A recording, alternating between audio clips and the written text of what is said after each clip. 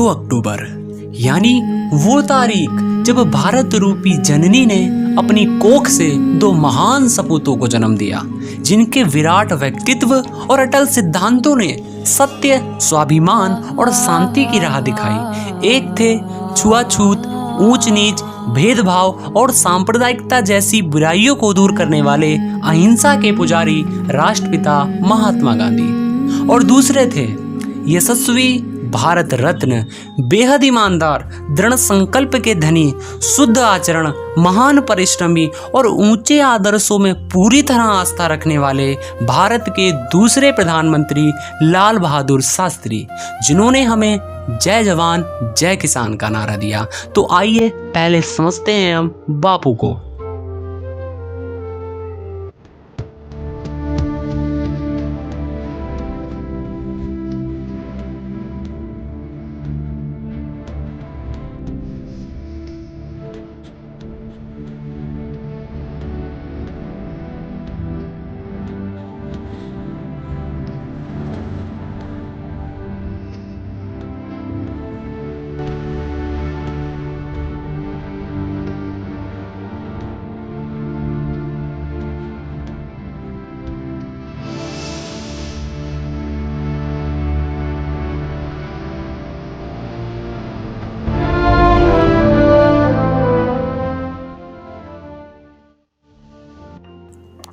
महात्मा गांधी, जिनकी शुमार दुनिया के सार्वकालिक महान हस्तियों में की जाती है।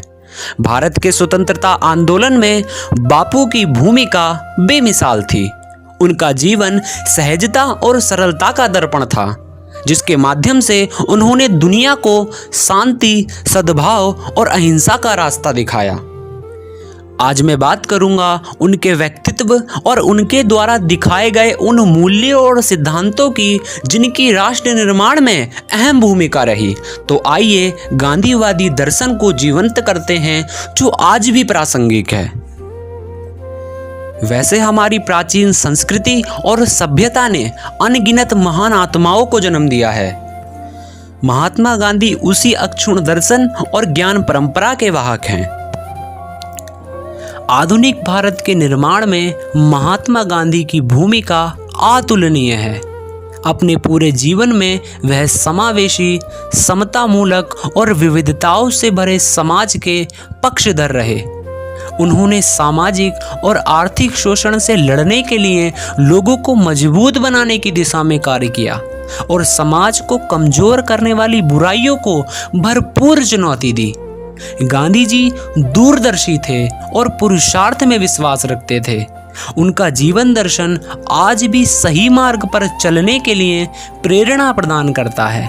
मानव जाति के लिए उनका सबसे बड़ा और सबसे शक्तिशाली संदेश सत्य और अहिंसा का संदेश है। इन 2 सिद्धांतों को महात्मा गांधी के सामाजिक और राजनीतिक दर्शन की बुनियाद माना जा सकता है। इन्हें गांधी जी ने एक ही सिक्के के 2 पहलू कहा था। उनके लिए सत्य साक्षात ईश्वर था, जिसकी प्राप्ति उनके जीवन का परम उद्देश्य था। उन्होंने अहिंसा को सत्य का स्वाभाविक परिणाम बताया था। वो कहते थे कि सत्य की उपेक्षा के कारण ही हिंसा, अत्याचार और अन्याय जैसी बुराइयां जन्मी हैं, और सत्य ही इन बुराइयों के खिलाफ सबसे कारगर अस्त्र साबित हो सकता है। उनका विचार था कि बुराई पर बुराई, हिंसा से हिंसा और क्रोध से क्रोध पर विजय हासिल नहीं की जा सकती। यदि हम ऐसा करते हैं तो हम केवल आग में घी डालते हैं, और अगर अहिंसक साधनों के माध्यम से उत्पीड़न का विरोध किया जाए तो ही परिवर्तन संभव है। महात्मा गांधी एक युग ही नहीं बल्कि आने वाली पीढ़ियों को भी प्रभावित करते रहेंगे। एक ऐसा महामानव जिन्होंने अपना जीवन दूसरों के हित के लिए न्यौछावर कर दिया और बदले में अपने विचारों की अखंड ज्योति दे गए। इसलिए उन्हें राष्ट्रपिता कहा जाता है, जिन्होंने ब्रिटिश शासन के खिलाफ भारतीय राष्ट्रीय आंदोलन का न केवल नेतृत्व किया बल्कि देश को स्वतंत्रता भी दिलाई। उन्होंने अहिंसा, शाकाहार, आत्मशुद्धि के लिए उपवास और विभिन्न पंथों को मानने वालों के बीच परस्पर सहिष्णुता को अपनाया। प्रधानमंत्री मोदी तो गांधी जी के विचारों को आत्मसात कर चुके हैं और अपने जीवन में पूरी तरह उसका पालन करते हैं। उनका स्वच्छ भारत अभियान इसी का एक उदाहरण है। गांधी जी ने किसी भी सभ्य और विकसित मानव समाज के लिए स्वच्छता के उच्च मानदंड की आवश्यकता को समझा। अपने दक्षिण अफ्रीका के दिनों से लेकर भारत तक वे अपने पूरे जीवन में निरंतर बिना थके स्वच्छता के प्रति लोगों को जागरूक करते रहे। যদি তোর ডাক শুনে কেউ না আসে তবে একলা চলো রে যদি তোর ডাক শুনে কেউ না আসে তবে একলা চলো রে। प्रधानमंत्री मोदी गांधी जी के खादी के दर्शन के प्रबल पक्षधर हैं। तभी तो उन्होंने लोगों से खादी का कपड़ा पहनने की अपील की है। इससे उनके मेक इन इंडिया कार्यक्रम को भी बल मिलता है, जो गांधी जी की स्वदेशी अवधारणा से पूरी तरह मेल खाता है। गांधी जी ने कहा था, एक आदमी को पढ़ाओगे तो एक व्यक्ति शिक्षित होगा, पर एक स्त्री को पढ़ाओगे तो पूरा परिवार शिक्षित होगा। ये कहना अतिशयोक्ति ना होगा कि प्रधानमंत्री मोदी ने बेटी बचाओ बेटी पढ़ाओ कार्यक्रम की शुरुआत कर गांधी जी को सच्ची श्रद्धांजलि दी है। गांधी जी ने अपने दम पर यह दिखला दिया कि प्रेम, सत्य और अहिंसा का मार्ग ही श्रेष्ठ मार्ग है। समाज के गरीब, असहाय और अछूतों के उद्धार के लिए किए गए उनके कार्यों को कभी भुलाया नहीं जा सकता। गांधी जी का जीवन लोगों के लिए था। उन्होंने मानवता के लिए अपना बलिदान दे दिया।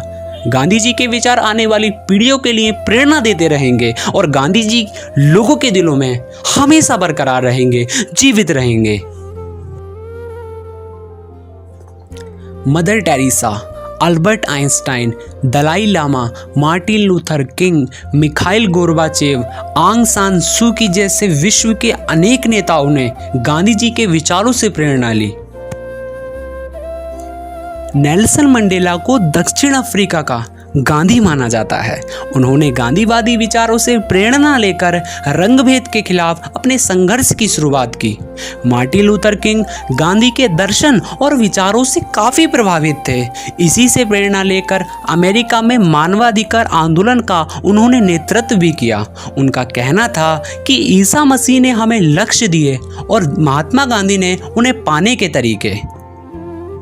महात्मा गांधी को लेकर विश्व विख्यात वैज्ञानिक अल्बर्ट आइंस्टाइन ने कहा था कि आने वाली पीढ़ियां शायद ही इस बात का विश्वास करेंगी कि हाड़ मांस का बना हुआ ये आदमी सचमुच कभी धरती पर था।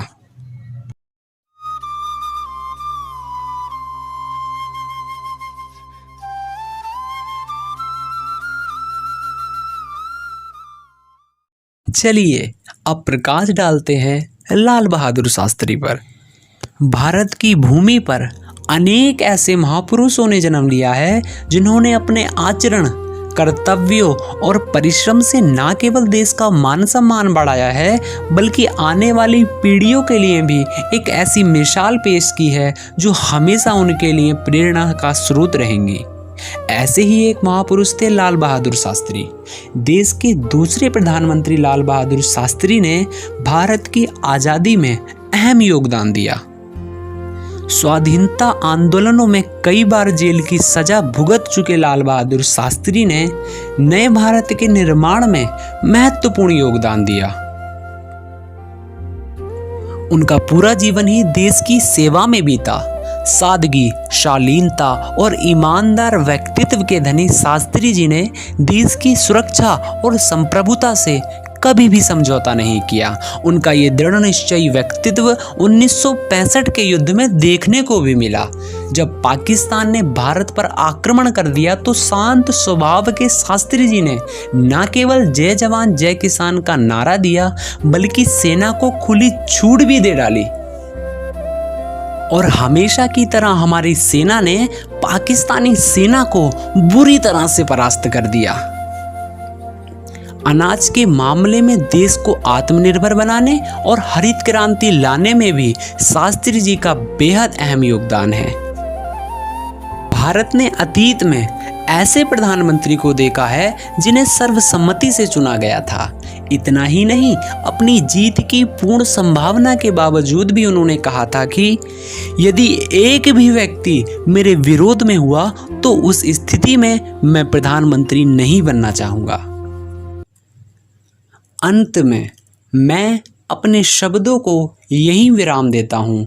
जय हिंद, जय भारत।